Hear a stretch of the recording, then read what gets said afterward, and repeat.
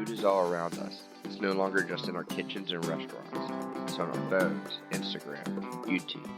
We use food as a reason to get together, celebrate, and experience.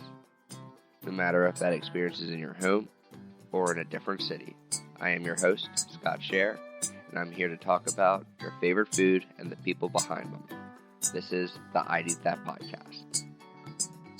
I used to think brick and mortar was the future for me, but I just think getting into some projects and maybe seeing how I can be an effort to open these projects and maybe head as the chef.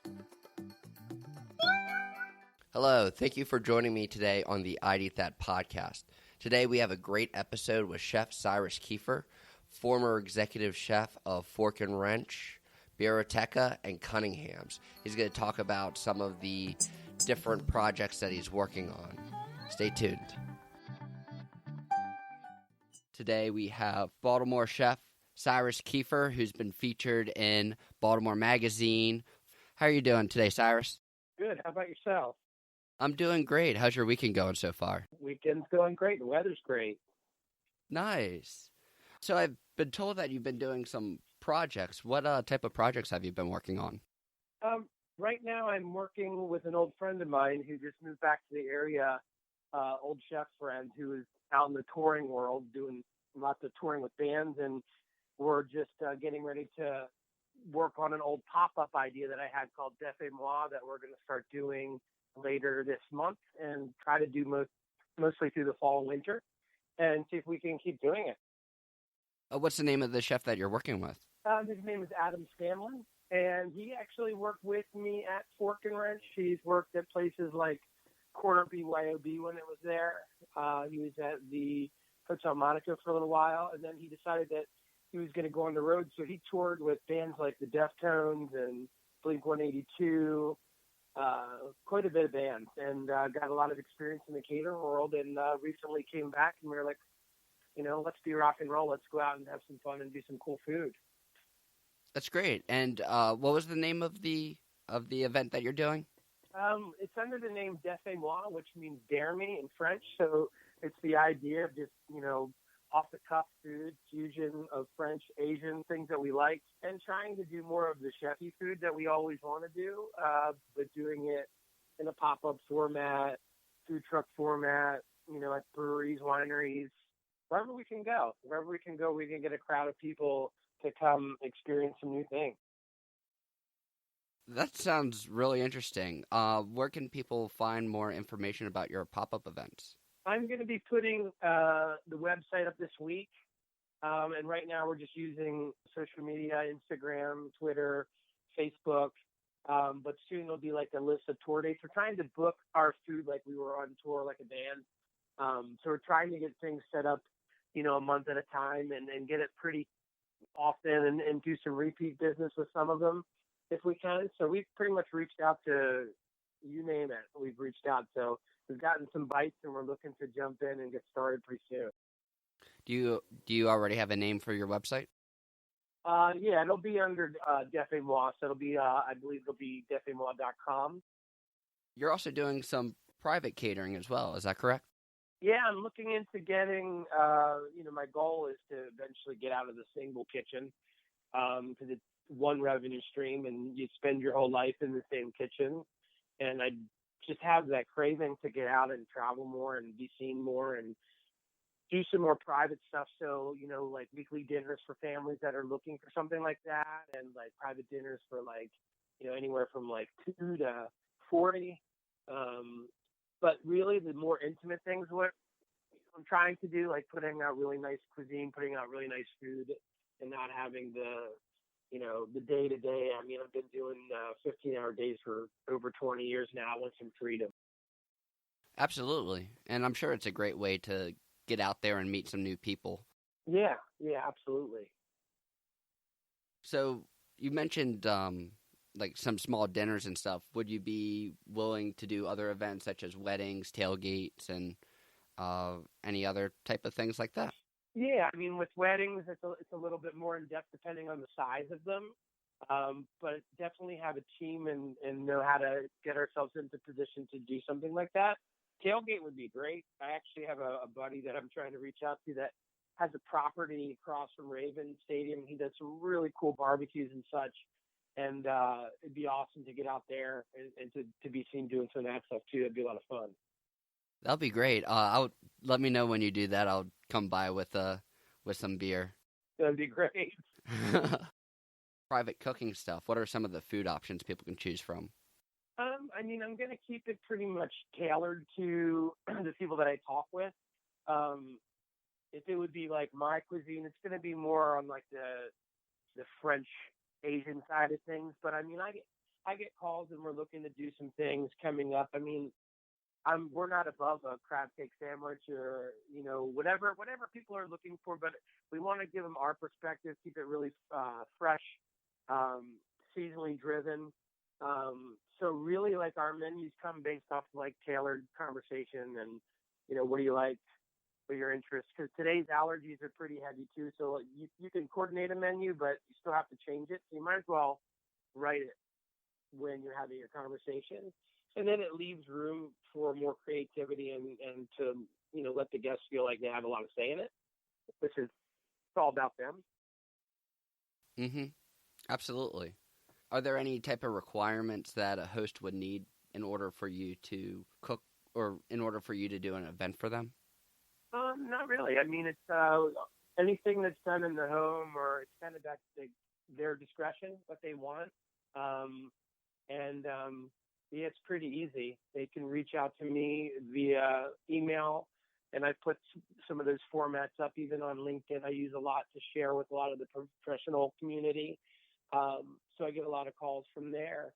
And it's basically, an invite to their home to cook, and I make it so they don't have to do anything. So they can enjoy their time together with their people, or even if they want to have fun enjoying time with the chef that they want to learn from. So it's really cool. It's really open for them. And the experience is always nice because people want to learn a little bit more about food. And some people just want to be taken care of and they can't get out to restaurants. So it's cool, it's like, hey, we can't get out. Maybe we have a new baby that arrived and we still want to get that good food that we like, and we're not so sure that we want to get it delivered. So we solved that problem right there. Okay. And speaking of learning more about food, do you do any cooking classes? Yeah, absolutely. We offer the same thing. If they do the dinner, or if they want to hire me to do like a demonstration, or if they want to have like a fun party and say, hey, 10 of us are interested in dim sum. Can you bring some ideas and show us all some dim sum? Or maybe you want to have a Sunday supper and roll some gnocchi or do some fresh pastas or something like that, or whatever. Open to all that stuff. That's all kind of part of what we do, and it's really fun to do that. Okay. Are there certain techniques that you can share with us? Yeah, I mean, with nowadays, the thing that we're trying to do in the kitchen, the professional kitchens at least, and the home cooks can get a lot out of it, is that just some of the new techniques and some of the new equipment that's available. The rave right now is, I guess, these hot pots that everyone has, these little pressure cookers, or these things that they can leave their food in so they can cook for a long time, or Instapot. But we do a lot of sous vide, which is cooking in a bag. You basically season the protein, you bag the protein, you lock all the air out, and then you use really low temperature water baths to get it to where you want it to be. And the slow cooking process allows the protein to be like really succulent, really delicious. And then of course we always add a little pan sear and a little butter to it and herbs, which makes it even better. But these techniques and these things that are used out there are really just there to let the food take more time to cook, but you don't have to be like sweating, running around the house, waiting on it. So a lot of the techniques I like to show the home cook is how they can like pre-prepare a lot of their food so that when they have like 20 people over for the holidays, they're not like wigging out, wishing they had more time with everybody. Just makes it better. Just makes it nicer to be able to enjoy your guests and you're not slaving over the stove. Absolutely. Is there like a common cooking mistake that you see people make? Well done. Well done food. Yeah, I mean, I think to each their own. People like what they like, and try not to criticize any home cooks. I mean, because still at heart, I think before I got into the profession, some of the best food I made came before I had all the rules kind of instilled in me. So I think it's important for people to make mistakes because they can find some genius steps of their own out there. But then teaching them safe things to do and, things that are going to draw out more flavor and, keep the food really succulent and moist and nice to eat. Okay. And you're also consulting restaurants at this time, is that correct? Yeah. It's been the best, actually. I wish I could do it full time. I hope someday I can do it a lot more. And so I'm centered on pretty much a couple options where I can do menu writing. I do the costing for that. I'll do their spreadsheets. Get involved in a lot of like the descriptions for training of the front of the house, if it's a fine dining restaurant, if it's a tavern or pub, what have you. And what I'm also trying to do, and I think my market is pretty strong with, is finding, not every restaurant is a chef-driven restaurant.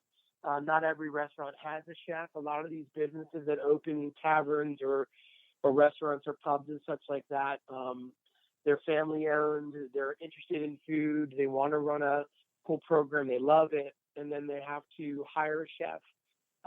Not all the time do they require one, and so part of my job is not trying to take jobs of chefs, but going in to help a situation where someone might have a really talented chef, but he's not got a lot of time to do the paperwork or the costing or help with the marketing or have a lot of that experience with the paperwork side of things. Or he's really good at following the recipes, but he isn't really creatively driven or not a good recipe writer. So I dabble in trying to get into that part where I can help the owner kind of have a little bit more control of what they want. And then I try to help the kitchen managers of the world have a little bit more support, because it's a lot of work. You go in and a chef's not just a chef. He's not just cooking food. He's got a lot of ops work to do. He's got a lot of financials to worry about. He has to be a mentor, a leader, and he's got to be on calls or PR things. There's a million things that a lot of people don't understand about the world we live in when we walk into that door in the morning. And then also trying to put out good, creative, seasonal driven food. So there's a lot of questions I can answer. There's a lot of things I can do. And, it can be as little as a couple menu items, or it could be a whole lunch.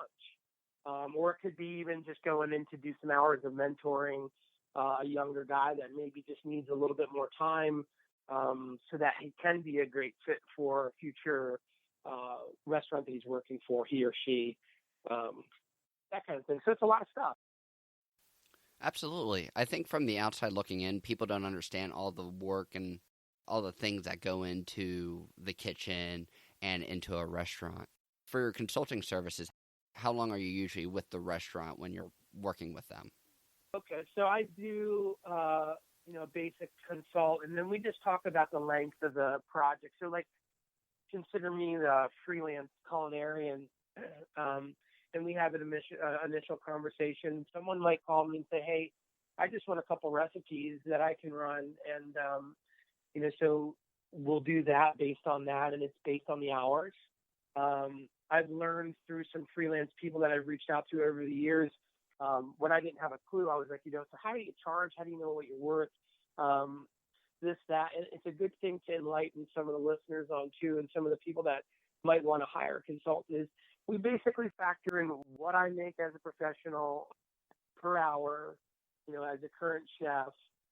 And then we also look at how to block out a day, what I would make in a professional kitchen per day. It's not really that lofty where I'm trying to blindside anyone and go after some crazy fees. It's really just based on what I already do and what I can do for another business based on what I get and what I've worked for in my experience over 20 years in schooling and training and whatnot. And then for specialty things, so it's basically about the length of the project they want. If they want me for 6 months, then hallelujah. But most people will do a couple menu items at a time, or they'll do a full menu launch, and I'll get them ready